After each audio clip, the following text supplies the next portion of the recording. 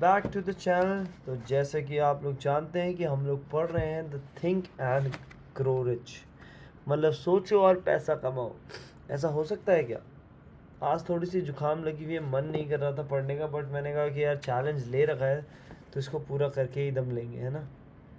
ऐसा ना हो कि हम लोग थोड़ा सा कठिनाइयाँ आई और भाग गए।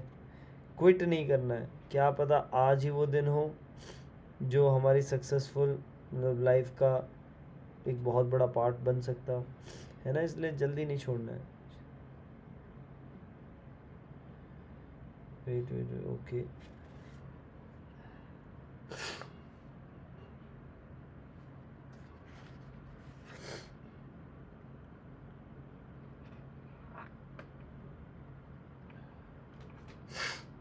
एक तो जुकाम लग गई ना। शुरू करते हैं इस बुक को। तो आज के टॉपिक का नाम होने वाला है डिज़ायर। ये पहला प्रिंसिपल है, उन 13 प्रिंसिपल में से एक है जो कि हमारी ज़िंदगी बदल सकता है। तो एक बार मैं लिंक भेज के सबको आ जाता हूँ, फिर शुरू करते हैं।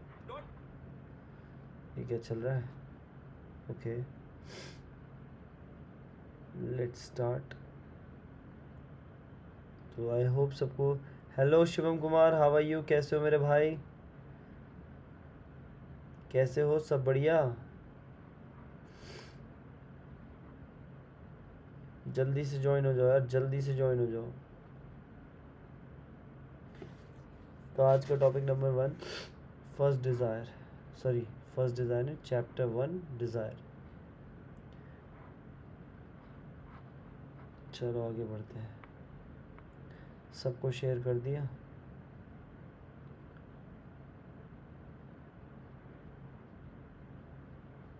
ज्वाइन लिख दो, ज्वाइन नाउ। ओके, ठीक है। तो ये बुक इतनी इंपॉर्टेंट क्यों है? जितना आप सोचोगे उतना ही आप कमाओगे।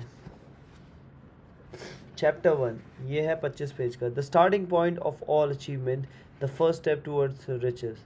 तो ये पहला कदम है पैसे वाले बनने की तरफ।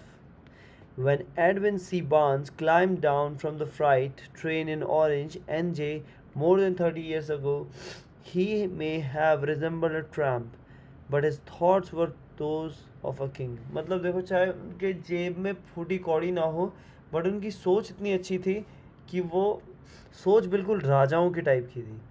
As he made his way from the railroad tracks to Thomas A. Edison office, his mind was at work. तो जब वो ट्रेन से थॉमस अल्फा एडिसन के ऑफिस तक गए तो उनका दिमाग अपने आप चलने लगा। He saw himself standing in Edison's presence. वो खुद अपने आप को फील कर रहे थे कि वो थॉमस अल्फा एडिसन के साथ खड़े हैं।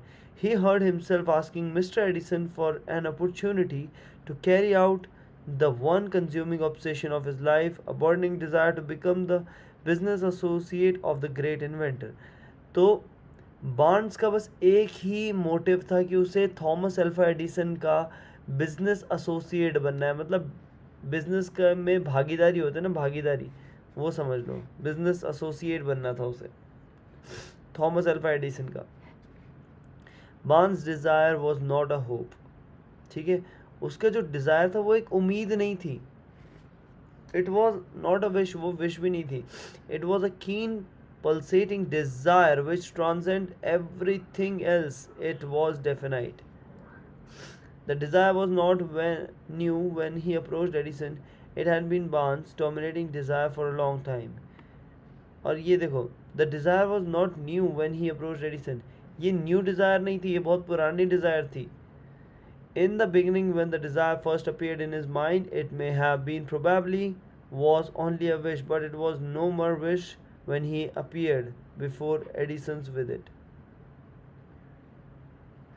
तो पहले जब इसके दिमाग में आया होगा तो ये बस एक दिमाग में उसके एक सोच थी, मतलब एक विश थी कि हाँ मुझे ऐसा करना है, बट उसके बाद ये एक बिल्कुल प्रॉपर चीज़ बन गई कि हाँ मुझे अब बस यही करना है। A few years later, Edwin C. Barnes again stood before Edison in the same office where he first met the inventor. This time his desire had been translated into reality. He was in business with Edison. The dominating dream of his life had become a reality. Today, people who know Barnes envy him because of the break life yield him. They see him in the days of triumph without taking the trouble to investigate the cause of his success. Barnes succeeded because he chose a definite goal, placed all his energy, all his will, power, all his efforts, everything back of that goal. He did not become the partner of the Edison the day he arrived. वो पहले ही दिन ही नहीं बन पाया, पहले ही दिन partner नहीं बन पाया एडिसन का, बट हुआ क्या? He was content to start in the most menial work as long as it provided an opportunity to take even one step towards the cherished goal. मतलब देखो, छोटे से छोटा काम उसे एडिसन के ऑफिस में मिला, बट फिर भी उसने वो काम किया क्योंकि यही सारी चीज़ें थी जो उसको उसके गोल की तरफ आगे बढ़ा रही थी. 5 years passed before the chance he had been seeking made its appearance.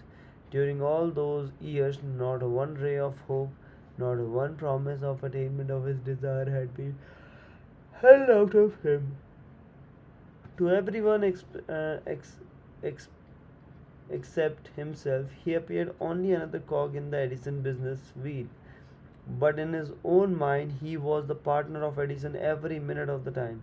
तो देखो, जब वो उसने एडिसन के लिए काम किया तो एडिसन के लिए तो बस एक उसके बिजनेस का एक पहिया था ये, बट बार्न्स के दिमाग में क्या था? He was the partner of Edison every minute of the time. मतलब उसके दिमाग में जितने मिनट भी ये ख्याल आ रहा था तो उसको यही आता था कि मैं पार्टनर हूँ एडिसन का, business partner.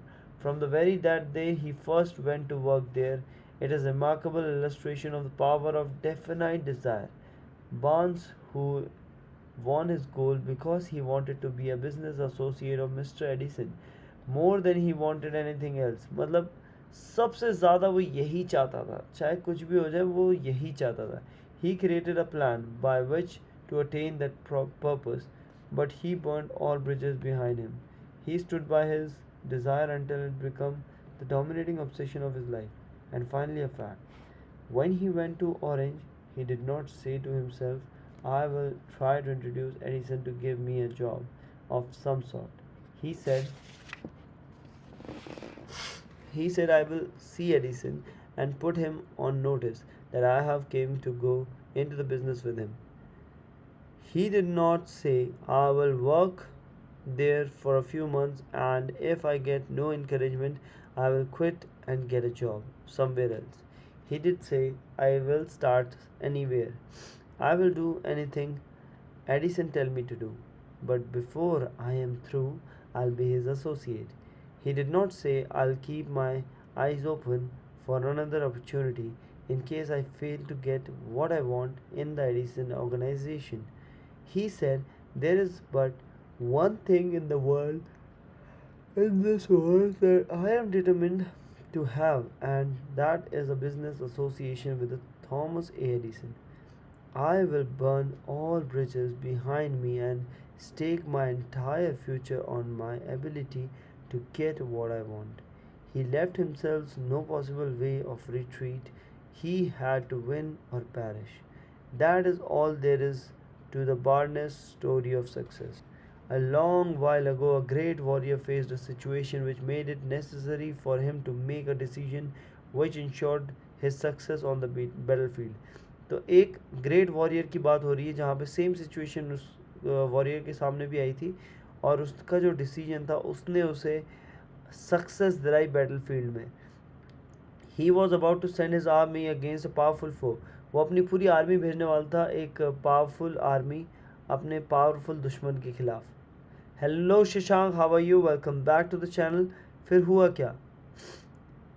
Whose man outnumbered his own. He loaded his soldiers into boats, sailed to the enemy's country, unloaded soldiers and equipment, then gave the order to burn their ship that had carried him. Addressing his men before the first battle, he said, "You see the boats going up in smoke. That means we cannot leave these shores alive unless we win. We now have no choice. We win or we perish." They won. तो देखो क्या बात है. उसने क्या कहा कि मैंने क्या किया कि मैंने आदेश दे दिया कि हाँ जाओ लड़के आओ, और फिर क्या वो बोट्स से अपने आर्मीज़ को भेजा और अपनी बोट्स को वापस बुला लिया. बोट्स को वापस बुला लिया। अब उनके पास क्या था, अगर ज़िंदा बचना है तो इस आर्मी को ख़त्म करना पड़ेगा।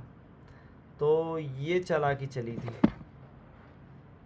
तो मेरे प्यारे दोस्तों, आई गेस कि आज थोड़ा सा अभी ये चैप्टर कंप्लीट नहीं कर पाएंगे हम लोग, क्योंकि हर 2 सेकंड में सुड़ुक सुड़ुक हो रहा है, जुकाम लग रही है।